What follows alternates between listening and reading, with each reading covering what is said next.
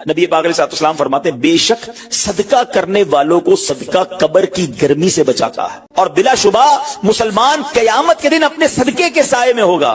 جب سایہ نہیں ہوگا، جب بہت گرمی ہوگی، جب بڑی تپش ہوگی، سوچو صدقہ کرنے والا کتنا خوش نصیب ہے، اور وہ اور خوش نصیب ہے جو روزانہ کچھ دنوں کے بعد جب موقع ملتا ہے دیتا ہی رہتا ہے، میرا سایہ بڑا ہو جائے، میں اس گرمی میں کہیں تپش پہ مارا نہ جاؤں۔ اگر اس نیت سے صدقہ دو کہ مولا کریم قیامت کے دن کی گرمی سے بچا لیجیے، تو انشاءاللہ صدقہ دینے کا لطف بھی اور آئے گا۔ یا الہی گرمی محشر سے جب پھڑکے بدن دامن محبوب کی ٹھنڈی ہوا کا ساتھ ہو، یا الہی جب زبانیں باہر آئے پیاس سے ساقی کوثر شہے جود و عطا کا ساتھ ہو۔ اے میرے بیچ اسلامی بھائیوں، صدقہ دینے میں بڑی جس کو کہنا خوشی دلی کے ساتھ آگے بڑھ کر ان موقعوں سے فائدہ اٹھانا چاہیے۔ صدقہ عمر میں اضافے کا بھی باعث بنتا ہے۔ جی ہاں، بڑا کمال کا واقعہ ہے۔ حضرت عیسیٰ علیہ السلام کے زمانے میں ایک دھوبی تھا، لوگوں کے کپڑے آپس میں تبدیل کر دیتا تھا، تو لوگوں نے حضرت عیسیٰ علیہ السلام کو اس کے بارے میں بتایا کہ حضور یہ بندہ بڑا گڑبڑ بندہ ہے، سب کے کپڑے ملا دیتا ہے، تو آپ جو ہے اس بندے کے لیے کچھ کیجئے۔ آپ نے اللہ کی بارگاہ میں اس کی ہلاکت کی دعا کر دی۔ وہ بندہ دھوبی اپنے معمول سے گھر سے نکلا، اس کے پاس 3 روٹیاں تھیں۔ ایک سائل آیا تو اس نے ایک روٹی اسے دے دی۔ سائل نے دعا دی، اللہ تعالیٰ تجھ سے آفات سماویہ یعنی آسمانی آفتیں سے تجھے بچا لے۔ دھوبی نے اس دعا سے بڑا متاثر ہوا، ایک اور روٹی دے دی۔ اس سائل نے دعا کی کہ اللہ تعالیٰ تجھے جملہ آفتوں سے محفوظ رکھے۔ اس نے تیسری روٹی بھی دے دی، تو دھوبی سے اس سائل نے دعا کی اللہ تعالیٰ تجھے توبہ کی بھی توفیق عطا فرما۔ اب ایک بڑا سانپ جو ہے اس کی گٹھڑی میں داخل ہو چکا تھا، کیونکہ اب اس کی ہلاکت کی دعا ہو گئی تھی۔ اس سانپ کی گویا قدرتی یہ ڈیوٹی لگائی گئی تھی کہ اس دھوبی کو کاٹنا ہے۔ جب دھوبی کپڑے لینے کے ارادے سے اس نے گٹھڑی کے اندر ہاتھ ڈالا تو فرشتے نے اس سانپ کو لوہے کی ایک لگام ڈال دی، اور وہ دھوبی سلامتی کے ساتھ واپس آ گیا۔ دھوبی کو پتہ ہی نہیں چلا کیا ہوا ہے۔ لوگوں نے حضرت عیسیٰ علیہ السلام سے عرض کی کہ اے روح اللہ، دھوبی تو صحیح سلامت واپس آ گیا، آپ نے تو اس کی ہلاکت کی دعا کی تھی، آپ تو اللہ کے نبی ہیں، ذرا سنو۔ حضرت عیسیٰ علیہ السلام نے اس دھوبی کو بلایا، فرمایا بتاؤ تم نے کون سی بھلائی کی ہے؟ کہتا 3 روٹیاں تھیں، تینوں اللہ کی راہ میں صدقہ کی، اور وہ مجھے فقیر جو تھا وہ ہاتھ اٹھا کر جھولیاں اٹھا کر دعائیں دیتا رہا۔ تو آپ علیہ السلام نے سانپ سے پوچھا کہ تم نے اسے قتل کیوں نہیں کیا؟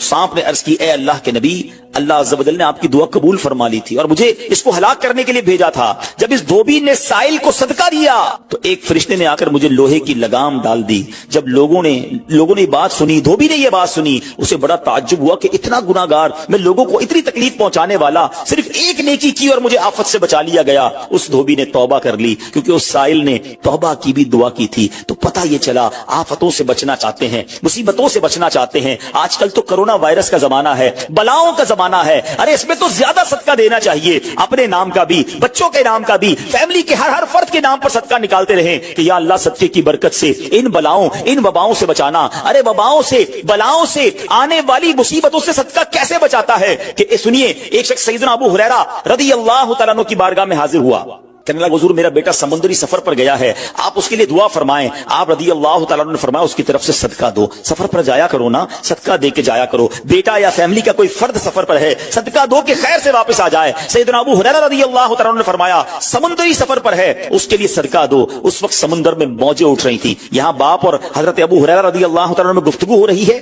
عین اسی وقت ادھر سمندر میں موجیں اٹھ رہی تھی، جہاز ڈوبنے کے قریب تھا، ادھر اس کے والد نے اللہ کی راہ میں صدقہ دیا، اور وہاں کہنے والے کو کہتے ہوئے سنا گیا اے سواروں تمہارے لیے سلامتی ہے، بے شک اللہ تعالیٰ نے فدیہ قبول فرما لیا۔ بیٹا سفر سے واپس آیا، اپنے والد کو سارا واقعہ سنایا کہ جہاز موجوں میں تھا، قریب تھا کہ ڈوب جاتا، مگر پھر ایک ندا آئی کہ تمہارے لیے جو صدقہ دیا گیا ہے وہ قبول کر لیا گیا ہے۔ تو اے میرے بیچ اسلامی بھائیوں، میں نے آپ کو احادیث بھی سنائی ہیں، آپ کو واقعات بھی سنا رہا ہوں کہ صدقہ بلاؤں کو ٹالتا ہے، صدقہ بیماریوں کو ٹالتا ہے۔ آپ میں نبی پاک علیہ السلام کی زبانی ایک خوبصورت واقعہ آپ کو سناتا ہوں۔ پیارے آقا علیہ السلام نے ہی یہ واقعہ صحابہ کرام کو سنایا۔ واقعہ کیا ہے؟ میرے آقا فرماتے ایک عورت کے منہ میں لقمہ تھا، کھانا کھا رہی تھی، ہاتھ میں لقمہ اور منہ میں ڈال لیا، اتنے میں دروازے پر ایک سائل آیا۔ وہ عورت کیسی توکل والی، کیسی صدقہ دینے والی، کتنا اللہ کی راہ میں خرچ کرنے والی تھی کہ وہ لقمہ اس نے منہ سے روکا اور سائل کو دے دیا کہ یہ کھا لے،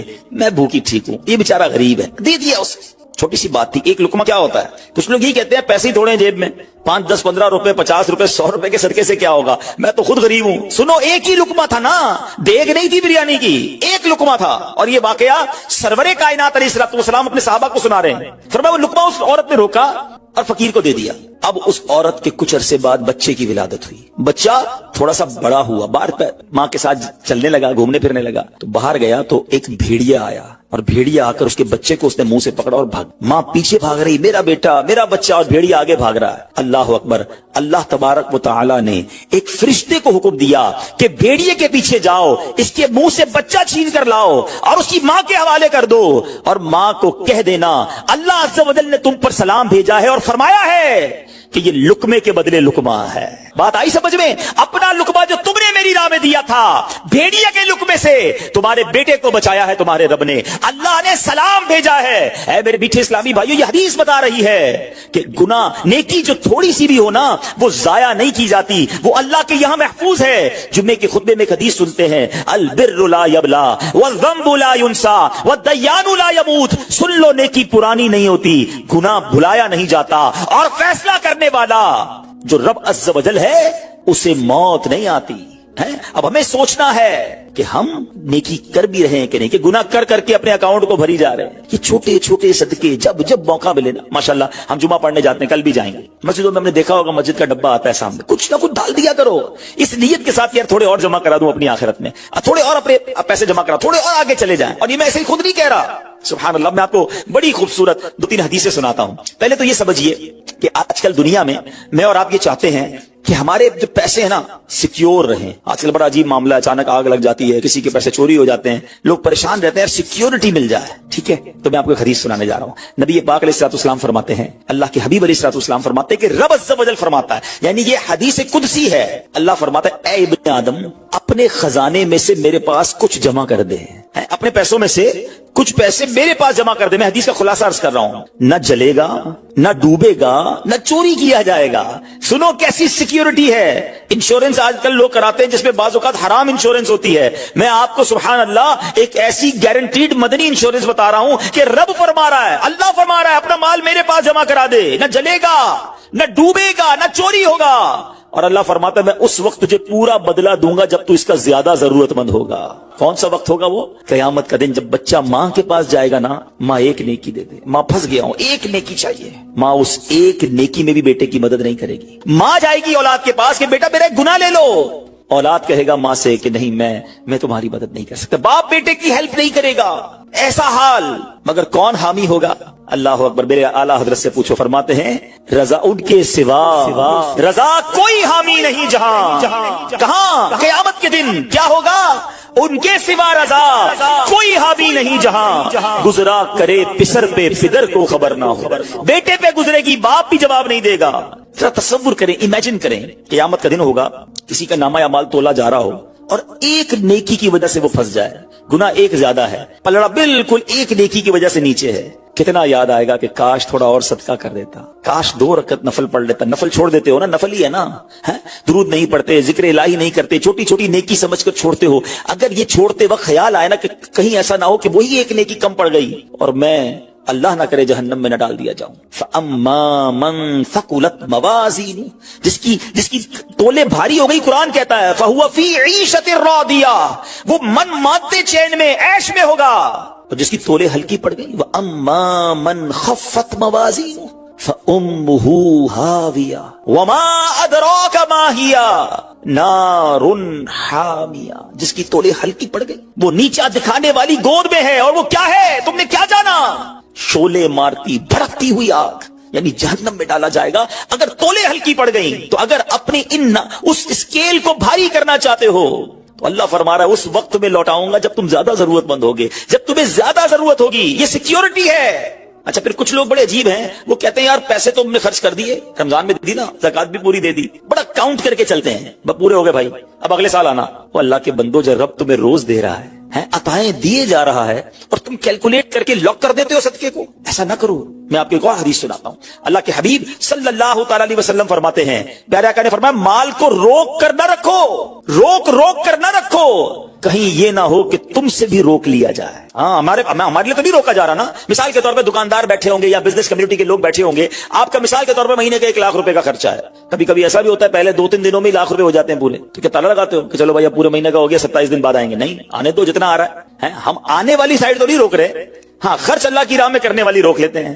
جب وہ دینے میں نہیں روک رہا تو تم اللہ کی راہ میں خرچ کرنے میں نہ روکو. میں حدیث سنا رہا ہوں کہ روک روک کر خرچ نہ کرو, روک روک کر نہ رکھو, کہیں یہ نہ ہو کہ تم سے بھی روک لیا جائے. ایک دوسری روایت میں کہ نبی پاک علیہ الصلوۃ والسلام نے فرمایا خرچ کرو, گن گن کر نہ رکھو, کہیں یہ نہ ہو کہ اللہ بھی تمہیں گن گن کر نہ دے, کہیں یہ نہ ہو کہ اللہ بھی تمہیں گن گن کر دے. اور بچا بچا کر نہ رکھو, کہیں ایسا نہ ہو کہ اللہ بھی تم سے بچا بچا کر رکھنے لگے. ادھر سے رک گیا نا, عطائیں رک گئی تو کہاں جائیں گے آپ دیکھیں. اچھا آج کے دور میں تھوڑا سا آپ سروے کر لیں, جتنے لوگ آپ کو صدقہ خیرات چیریٹی کرنے والے کھانا کھلانے والے آپ کو جو لوگ ملیں گے نا, آپ دیکھیں ان کا سرمایہ بڑھ ہی رہا ہوتا ہے, ان کا مال میں اضافہ ہی ہو رہا ہوتا ہے, کیونکہ اللہ پاک انہیں دنیا میں بھی نواز رہا ہوتا ہے. تو ہے میرے میٹھے اسلامی بھائیوں, پھر کتنی چیزیں آپ دیکھیں کہ بچ رہی ہیں, بلاؤں سے بچ رہے ہیں, آفتوں سے بچ رہے ہیں, رزق میں اضافہ, بری موت سے بچاؤ, قیامت کے دن اپنے صدقے کے سائے میں بندہ رہے, دنیا میں مال میں اضافہ, یعنی بینیفٹ ہی بینیفٹ ہے, فائدہ ہی فائدہ ہے اللہ کی راہ میں خرچ کرنا. اور سچی بات یہ ہے کہ یہ بریلینٹ کمال کی انویسٹمنٹ ہے کہ جو آپ کو ملے گی. اچھا دنیا میں لوگ معاذ اللہ ثم معاذ اللہ سود پر پیسے دیتے ہیں, حرام جہنم میں لے جانے والے کا پیسے دیتے ہیں اور وہ بڑھا کے دیتے ہیں, ہے نا, بینک میں رکھواتے ہیں, ادھر سے بڑھ جاتے ہیں. جہاں جہاں غیر شرعی کام ہے میں اس کی بات کر رہا ہوں, تو کبھی بھی ایسے منافع کی طرف نظر نہیں ہونی چاہیے, کیونکہ سود پر کام کرنے والا یہ اللہ سے جنگ کرتا ہے. اللہ مجھے آپ کو ہماری نسلوں کو حرام روزی سے بچائے, فقط حلال روزی عطا فرمائے.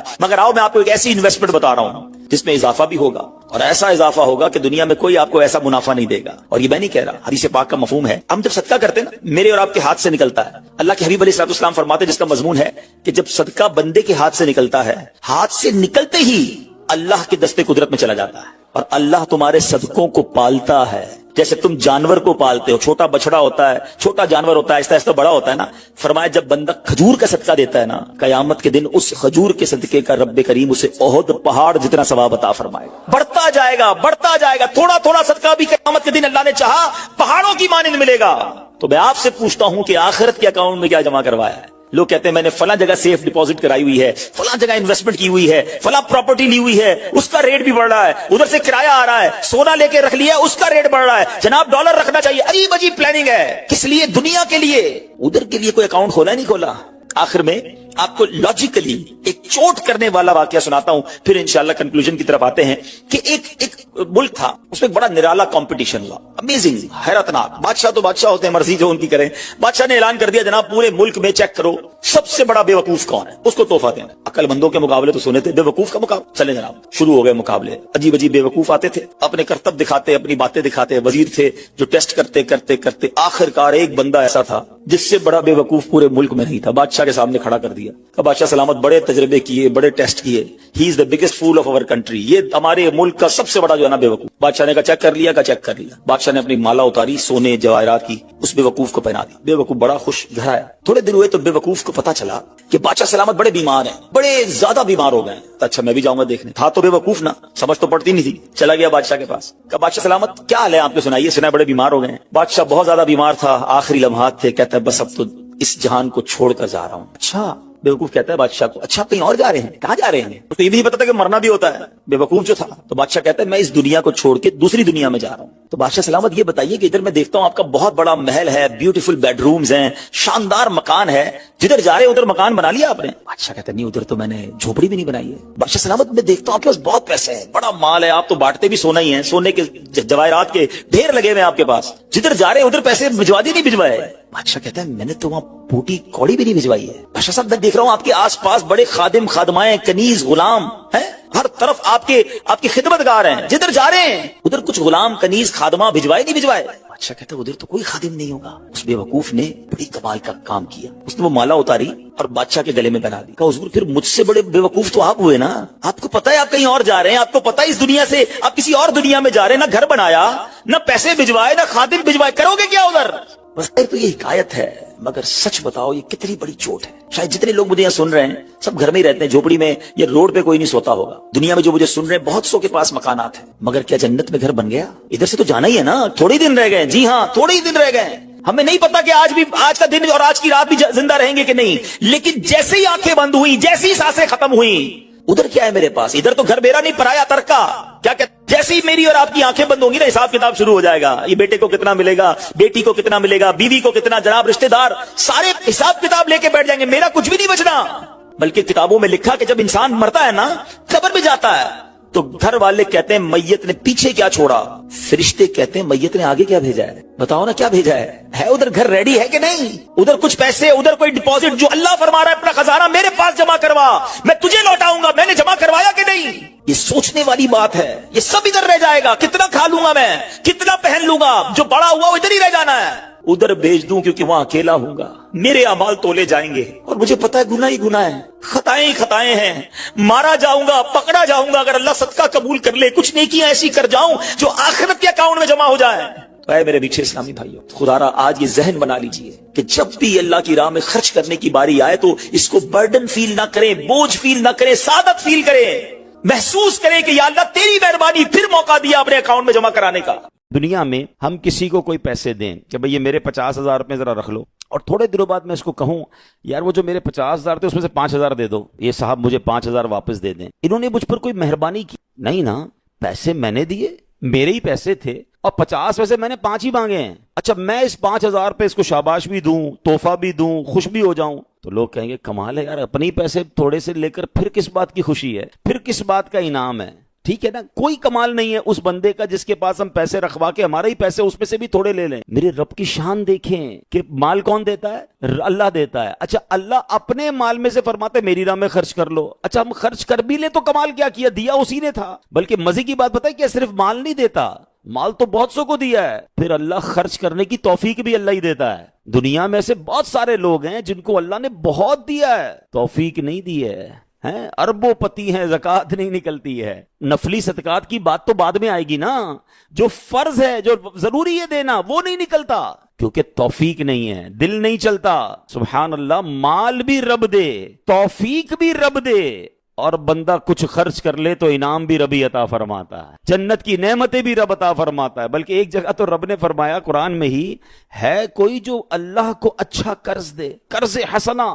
بڑی عجیب بات ہے کہ یار رب کو قرض کون دے سکتا ہے جب مال ہی رب نے دیا ہے، تو اللہ کا مال ہے. اللہ فرماتا ہے کوئی جو میری راہ میں خرچ کرے، اللہ فرماتا ہے کوئی جو اللہ کو قرض دے. اس کا مطلب کیا ہوا؟ علماء نے بڑی ڈیبیٹ کی اس پر، یہ لفظ قرض کیوں لایا گیا.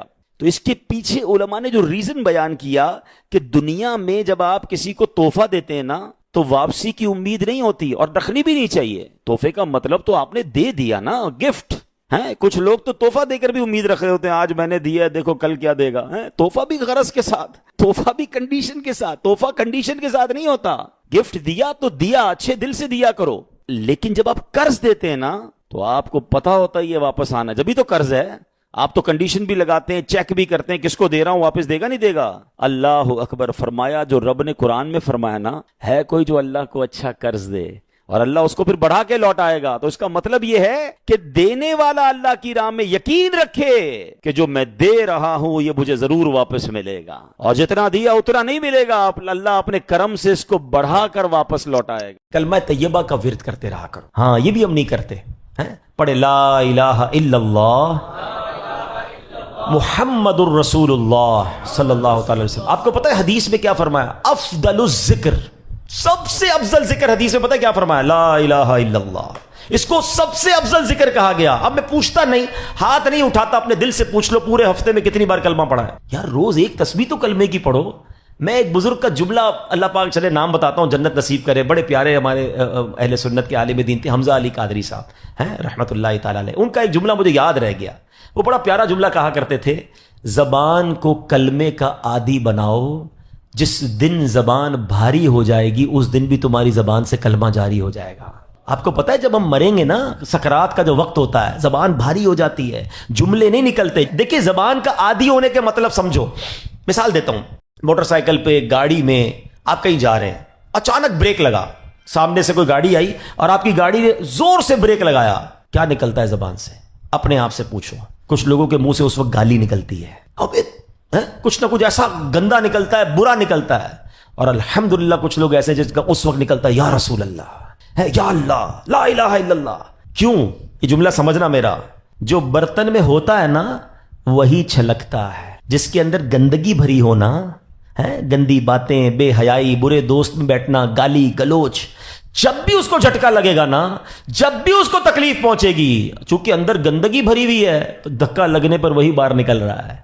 جس کے صبح و شام اللہ کے ذکر میں گزرتے ہوں, درود پاک میں گزرتے ہوں, کلمہ پاک میں گزرتے ہوں, اس کو جب بھی دھکا لگے گا اس کے منہ سے انشاءاللہ درود پاک ہی نکلے گا, کلمہ پاک ہی نکلے گا. اب آپ کی مرضی ہے برتن میں کیا بھرنا ہے, کیسے دوستوں میں بیٹھنا ہے, کیسی گیدرنگ میں بیٹھنا ہے, اور بھرنا کیا ہے اپنے اندر. اپنے برتن کو اچھا بھرو, روز کلمہ پڑھتے رہا کریں.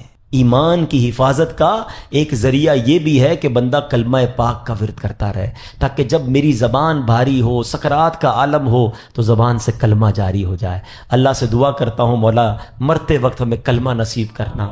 گالی دیتے ہوئے, بری بات کرتے ہوئے, حرام دیکھتے ہوئے, حرام سنتے ہوئے ہمیں موت نہ آئے. ہاں, تو جو فلمیں ڈرامے دیکھتے ہیں جن کی گاڑی میں بھی میوزک چل رہا ہوتا ہے, سوچو یار ہم نے گاڑی کے ایکسیڈنٹ ہوتے ہوئے دیکھا, لوگوں کو مرتے ہوئے دیکھا, تمہیں شرم نہیں آ رہی؟ خدا نہ خواستہ اس حال میں چلے گئے تو کیا ہوگا, گانے سنتے سنتے دنیا سے جاؤ گے. لوگوں کو شرم نہیں آتی, جہاز کے اندر فلمیں دیکھ رہے ہیں. ارے جہاز تو جب پرخچے اڑ جاتے ہیں انسان کے, بندہ ادھر توبہ کرے, شراب پیتے ہیں, میں نے دیکھا ہے, کیونکہ فری ملتی ہے, تو جو کبھی نہیں پیتا وہ بھی پی رہا ہوتا جہاز میں. توبہ توبہ توبہ, تمہیں کیا ہو گیا یار؟ مطلب جدھر گناہ کا موقع ملے کر لینا ہے. ہم مسلمان ہیں, ہماری کوئی باؤنڈری ہے؟